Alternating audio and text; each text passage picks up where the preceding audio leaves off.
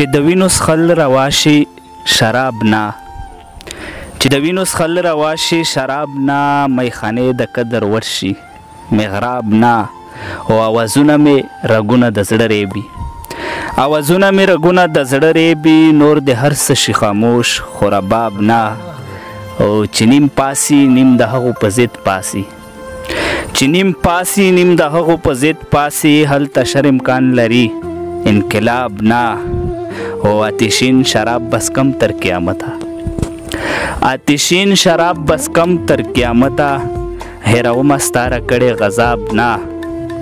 او دا د کوم مذهب تشریح کوي صاحبه، دا د کوم مذهب تشریح کوي صاحبه، چې بامونه راته ستایې کتاب نه، او کم اخشر کې چرته خدای لمانه پوښتي، کم اخشر کې چرته خدای لمانه پوښتي، زه به سور کافر بخم خو پنجاب نه، او کم اخشر کې چرته خدای لمانه پوښتي، زه به سور کافر بخم خو پنجاب نه، او د وړ ستا په تسلۍ ناست وم سپرلي ته، د وړ ستا په تسلۍ ناست وم سپرلي ته، کور ته سرې سکروټې راغلې ګلاب نه. ګرانو مینوالو ستړي مه شي، نیکې هیلې احترامات مې ومنئ، په دغه امید چې روغ جوړ او خوشحاله به وئ. اریانده وړی یم او پروګرام دی هنداره. لکه څنګه چې تاسو ته پته ده چې زموږ د پروګرام مقصد د هغه ورک لالونه چې پیرو کې دي، او داسې وخت په وخت تاسو سره معرفي کوو. خو نن داسې نه ده، نن زما په خوا کې چې تاسو د هندارې په سکرین کوم شخصیت ګورئ، هغه به تاسو په ما نه ښه پیژنئ، بلکې ټول لر او بر پښتون ولس یې پیژني چې د په هر ډګر باندې پښتون وطن د پاره کار کړی دی. یو خوږ ژبه شاعر، انقلابي او د وزیرستان فخر، زمونږ ویاړ، زمونږ مشر جمال دور صاحب په پروګرام هنداره کې را سره نستې کوي. نن به د جمال دور صاحب نه د شاعرۍ په هکله د سره پوښتنې کوو، او دنه به شاعري هم اورو.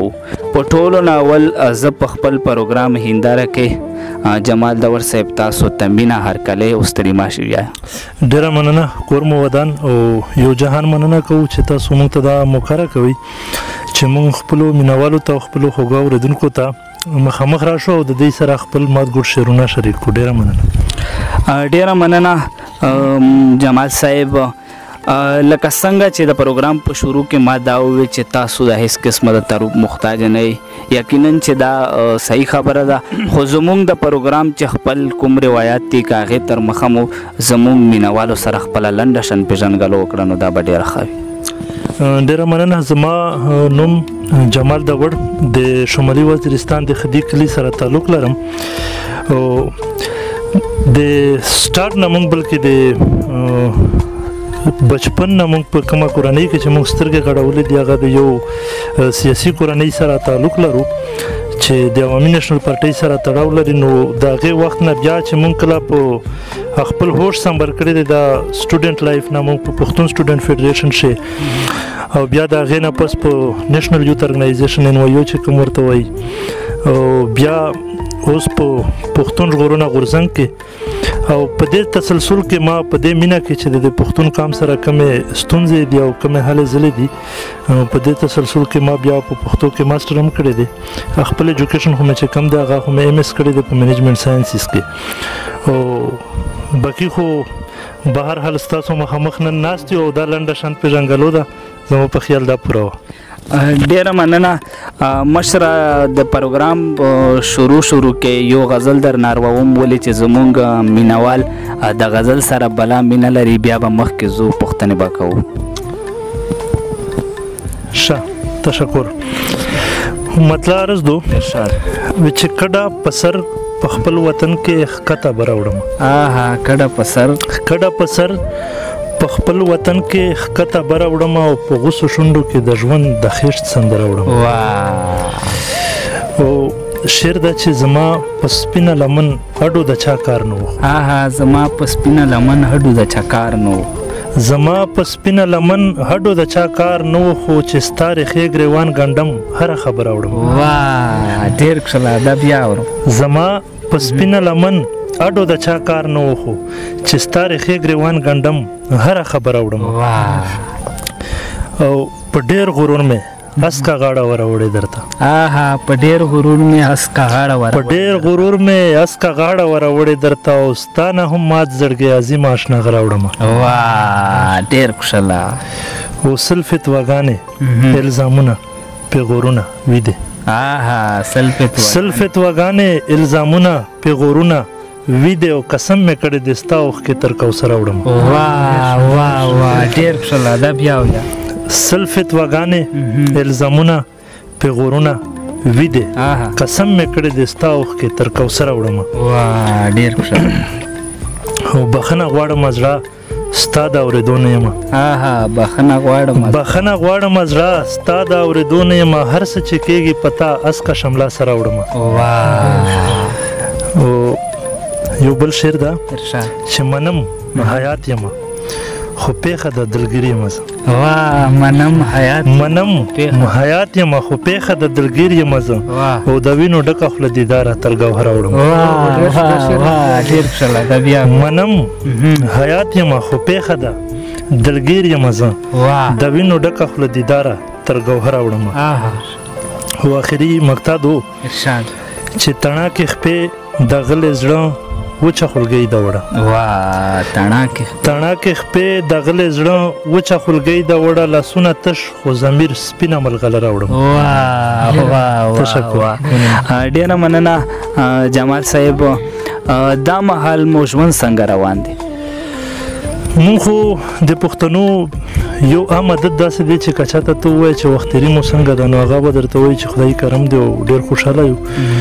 خو حقیقت دا دی چې په دې خاوره باندې ژوند تېرول که سړی ووایي چې ښه روان دی نو دا به یو مبالغه یا به د یو بل زړه ساتل وي که موږ د خپل غني وطن ته وګورو او خپل ژوند ته وګورو نو دا منظرکشي ما د شعر په ژبه کې یو داسې کړی چې زه یو شعر درته وایم دا حالات په ډېره ګنه کلیر شي وی چې لکه د سرو په جام چې زهر سکي څوک لکه د سرو په جام چې زهر سکي څوک په دې جنت وطن کې ژوند داسې بالکل نو دا خبره ده زبردست جمال صاحب هغه کوم وخت چې تاسو دا مخصوصه کړه چې به د جمال کې دننه یو شاعر ژوند کوي یعنی باقاعده مو د شاعرۍ لیکل پیل کړل دا خو به زه دا وایم چې دا به تقریبا د زما د سکول چې کومه زمانه وه زه به تقریبا په شپږم ټولګي کې وم ټولګي کې وایم چې زمونږ یو د تره زوی چې هغه اوس ډاکټر دی هغې به ځان سره یو ټیپ ریکارډ او دا هغه د ټیپ ریکارډ زمانه وه او د هغه کیسټې به ورسره وې نو په دې وخت کې به ما دا کیسټ اورېدی هغه اکثر د سردار علي ټکر کیسټ وي او د غني خان کلام ما ته هغه کیسټ نمبر هم یاد شي 23 نمبر کیسټ ما وړومبی چې دا اورېدلی وه د وډیافته غزلو په نوم باندې نو بس د هغې ټیم نه ما د غني خان سره بېکچه مینه او بیا د غني خان په لاره باندې زه د سیاست ته هم راغلم هغې ماته دا لاره راوښودله چې کله ما غني خان وپېژندو چې دا د کم خاندان سره تعلق لري او بیا په هغې سیاسي الوزلو باندې خو مطلب د هغې ټیم نه ما مات ګوډ شعر شروع کړی دی د اتم نم ټولګي نه چې تر دې دمه بس دا سلسله روانه ده ډېره مننه مشره نو دا خو بلها وخت کېږي چې تاسو د شاعرۍ میدان سره علاقه لرئ آیا تاسو کتاب هم چاپ کړی دی او که نه داسې ده دا سوال ډېر ملګري کوي چې زه کله د هغې شاعرۍ طرف ته ګورم چې کله ما په وړومبي شروع کړې وه اوس نو زه په دې کې ډېر فرق محسوسوم زه په دې یره باندې کتاب نه چاپ کوم چې کېدای شي چې ماته سبا په د خپله شاعري کې ډېر دغه ښکاري چې په دې کې د اصلاح ضرورت شته او په دې کې ډېر کار داسې پاتې دی چې هغه سمول غواړي نو په دې هیله باندې لا زه وایم چې کتاب ته تدې نه ده پکار او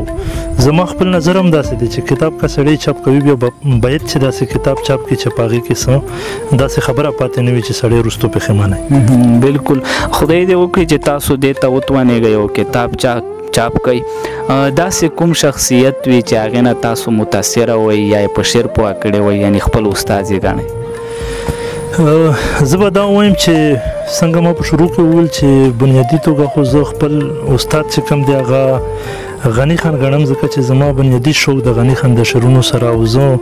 ګڼم چې هغې زه دې ته هڅولی یم خو کله کله چې زه سوچ هم کوم غني خان شاعري زه اورم او وایم یې نو سړی په خپل ځان کې دا سوچ کوي چې یاره داسې یو شی پاتې نه دی چې په هغې باندې غني خان ډېر ښکلی خپل هغه لیکل کړي نه دي نو سړی کله کله سوچ کوي چې بیا موږ ته څه ضرورت دی چې موږ لیکل کوو خو بیا هم د خپل وخت او خپل حالات په خپل قلم کې سړی کوشش کوي چې قلم بند یې کړي او د غني خان نه علاوه د زموږ د څومره چې هم د پښتنو وتلي نومونه دي لکه زه به په خصوصي توګه ووایم چې اجمل خټک صاحب حمزه بابا خطیر افریدي او افرسیاب خټک هم او رحمان بابا او خوشحال خان سهیل صاحب دا ټول داسې شاعران دي چې ډاکټر خالق زیار صاحب چې کته یو ګورې بیا به ته داسې محسوسوي چې یاره د ډېره ښکلې شاعري کړې ده چې بل ګورې ته به وایي چې د هر چا نه ښکلې کړې ده دا ټول یو بل زما په نظر کې ورتېر خلک دي مننه داسې کوم ادبي صنف دی نظم دی غزل دی نثر دی چې تاسو ته زیات خوند درکوي او تاسو کار هم پکې کړی وي زما خپل چې کوم خوښ صنف دی هغه غزل دی نظم هم د نورو شاعرانو والا که آزاد نظمونه دي که نظم دی چې هر قسم شاعري ده که ټپه ده ټول خوند راکوي په شوق یې اورم خو زما نه چې کوم زیات لیکلی کېږي هغه غزل دی زه په خپله غزل ډېر لیکم بلکې زه به دا ووایم چې ما ټوټلي غزل لیکلی مکمله توګه باندې ما غزل لیکلی دی په نظم مې که چېرته 2 3 4 لیکلی وي دا به هم ډېر وي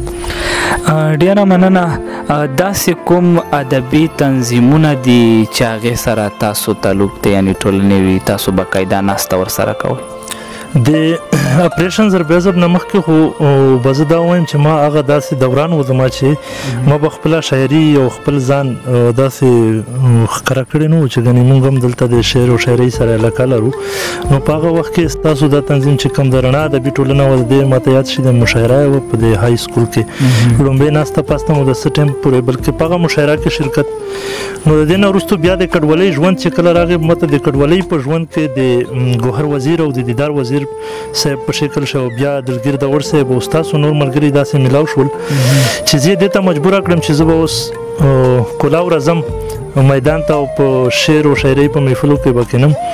نو په 2014 کال کې تاسو ته به یاد شي چې موږ تاسو په بنو کې د پښتنه مترقي لیکوال هغه بنیاد کې خود په نارت وزیرستان دپاره نو د هغې زه وړومبی صدر وم او بیا هغه موږ یو بل پړاو هم د هغې دویم سبق وچلو چې په هغې کې دلګیر داور زموږ صدر و بیا د دې نه پس چې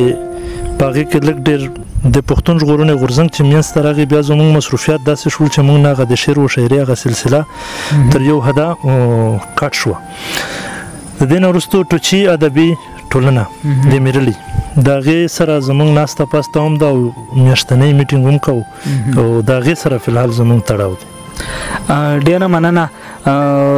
د پروګرام په دې شبو کې یو بل غزل در نارواوم بیا یوه دوې پوښتنې تاسو نه لرم هر کله دا یو غزل دی د زورجان په فرمایش باندې مطلع خو به نه نیمګړی دی خو بیا هم اورېدونکو سره شریکوم چې خونده زرکه دنیا ورانه که نور شعر دی خونده زرکه دنیا ورانه که نور پښتون دی هسې هم پور نیولی ډېر خوشاله ده خونده زرکه دنیا ورانه که نور پښتون دی هسې هم پور نیولی او رنګ به مې سوی نه وی خامخا وي رنګ به مې سوی نه وی خامخا وي او ځان مې د خپل زړګي په اور نیولی ډېر خو ما ته وایي چېرته ځې د کومې راغلی شعر دی ما ته وایي چرته زه له کومې راغلی او زما وطن یې سم په زور نیولی ما ته وایي چرته زه له کومې راغلی او زما وطن یې سم په زور نیولی او خپل قتل عام ته اډو پام نه کوي خپل قتل عام ته اډو پام نه کوي او ما ته یې واصلګۍ په غور نیولی ډېر خوشاله او د افغانیت ګناه مې نه معاف کېږي د افغانیت ګناه شعر دی چې د افغانیت ګناه مې نه معاف کېږي ګنې قتل مې هم په ورور نیولی او بل شعر ده چې ځوان زیګر پلار یې پالیسۍ وخوړو ځوان زیګر پلار یې پالیسۍ وخوړو او لور یې د ژاولو د خرڅ شکور نیولی ځوان زیګر پلار یې پالیسي وخوړو لور یې د ژاولو د خرڅ کور نیولې او بل شعر دا چې جنگ په پیسا دی جنگ په ما روان دی جنگ په پیسا دی جنگ په ما روان دی او د پیسې اړخ یې لاهور نیولې جنگ په پیسا دی جنگ په ما روان دی او د پیسې اړخ یې لاهور نیولې او اخري شعر د دې غزل چې پلو یې واخیست د قتل د مخ نه پلو یې واخیست د قتل د مخ نه او حنیف پښتین یې په دا تور نیولې زبردست ډیره مننه مشره ستاسو په نظر کې ښه شاعري کومه ده زه خو وایم چې دا خو د ډېر ګران سوال وکړو نو معنا ځکه چې د دې سوال جواب خو هغه کس درکولی شي چې څوک په خپله ډېر ښه شاعر وي او زه په دې میدان کې لا ځان ډېر کمزوری ګڼم خو زما په خیال کې ښه شاعري دغه ده چې کومه د شاعرۍ په اصولو باندې پوره وي او په ټولو نه غټه خبره خو زما په نسبت باندې په شاعرۍ کې دا دی چې په شعر کې پیغام پروت وي په شعر کې د ژوند د خوشحالۍ د وخترۍ د سوکالۍ یا د تاریخ یا په څه نه څه حواله سره چې په شعر کې پیغام پروت وي هغه زما په نظر کې ښه شاعري ده ډیره مننه مشره د ځوان کول د شاعرۍ نه تاسو څومره مطمئن یعنی ځوان کول څنګه شاعري کوي او څنګه روان دي زه خو که په ایمانداري خبره وکړم زما د توقع نه سوا زما په خاوره کې چې کم زلمي دي او په کوم انداز شاعري کوي ډېر زیات د اطمینان خبره ده او ډېره د خوشحالۍ خبره هم ده او دا په ډېر غټ قیمت باندې هم مونږ کوو ځکه چې دا داسې په اسانه باندې دا شعر و شاعري کې چې زمونږ کم جدت دی او کم شعور دی پکې کومه د قومیت مینه ده دا داسې نه ده ګنې چې دا یو حادثه ده او یو نوی کول مونږ وګورو ډېر په لنډ وخت کې زمونږ دا سوچ دومره مثبت شوی دی او دومره دې طرف ته راغلی دی چې مونږ د دې قام مینه په خپلو شعرونو کې ستایو په مونږ سختې تېرې شوې مونږ د کډوالۍ ژوند ولیدو مونږ په دې خاوره باندې ژوبلې مرګونه ولیدل مونږ په دې خاوره باندې هر قسم ناروا ظلمونه ولیدل او ظلمونه مو د هغې قوتونو د طرف نه ولیدل څوک چې زموږ د سوکالۍ څوک چې زموږ د تحفظ ذمه دار نو دې هر څه زموږ ځوان کول ته زموږ شاعرانو ته شعور ورکړی دی دې سترګې وغړې دي او بیا چې چا څه مخصوصه کړي دي شاعري دا هم داسې چې ته څه مخصوصوې هغه به لیکې چې څه دې په ذهن او په زړه باندې سواره دي ته به هغه لیکې نو زه تر ډېره حده د خپلو نویو شاعرانو نه خاص کر د ځوان کول د شاعرانو نه ډېر زیات مطمئن یم ډیره مننه مشره د پروګرام په دې اخري شیبو کې به یو دوه غزل را سره شریکوئ بیا به خپله مرکه راغونډوو مهرباني یو مطلب د غزل ارشاد په زړګي پڼ چې ارمانونه نه وي په زړګي پڼ چې ارمانونه نه وي او ژوند بې مزې وي تکلونه نه وي او چې اوبخور یې په سرو وینو کېږي چې اوبخور یې په سرو وینو کېږي په هغو دښتو کې ګلونه نه وي چې اوبخور یې په سرو وینو کېږي په هغو دښتو کې ګلونه نه وي او د کام د ننګ کیسې بلا ورستو دي د کام د ننګ کیسې بلا ورستو دي او د خرڅو خلکو ضمیرونه نه وي شعر دا چې جنگ که لازم دی نو په کار داسې دی جنگ که لازم دی نو په کار داسې دی چې شل پیړۍ وروستو جنګونه نه وي جنگ که لازم دی نو په کار داسې دی چې شل پیړۍ وروستو جنګونه نه وي او چړې د هغو په مرۍ راښکې شي چړې د هغو په مرۍ راښکې شي د چا د ګوتو چې نوکونه نه وي چړې د هغو په مرۍ راښکې شي د چا د ګوتو چې نوکونه نه وي او د دې وطن تصویر بخي جنت دی د دې وطن تصویر بخي جنت دی چې پکې ژوبله او مرګونه نه وي یو بل شعر ده د پوهې شاته صفا نیت پکار دی د پوهې شاته صفا نیت پکار دی وسایل هیڅ نه دي چې زړونه نه وي ډېر کړله او هره کوڅه مې لس جوماته لري هره کوڅه مې لس جوماته لري هره کوڅه مو لس جمعه لري ډېر زر به دلته اذانونه نه وي ډېر ښه ده بیا بیا او هره کوسامو لس جمعه لري ډېر زر به دلته اذانونه نه وي او د وړ چې نه اورې د نوي کول به د وړ چې نه اورې د نوي کول به غږ انتقام وي حسابونه نه وي تشکر ډېر ښه یو اخري غزل به راسره شریکوئ ښه دا مدګوډ اخري غزل به په دې باندې به بس کو یا سړیا تش چې ښکاري ځان درته یا سړیا تش چې ښکاري ځان درته او خود بلند او تنګ وي ستر جهان درته او تاسو تماشې او تبصرې کوي تاسو تماشې او تبصرې کوي یو ځان په اور سيزي یو څو کسان درته ډېر ښه ده بیا تاسو تماشې او تبصرې کوي ځان په اور سيزي یو څو کسان درته او ستا په خوله ټپه حرامه شوې وه ستا په خوله ټپه حرامه شوې وه ما به خامخا کړو یا قربان درته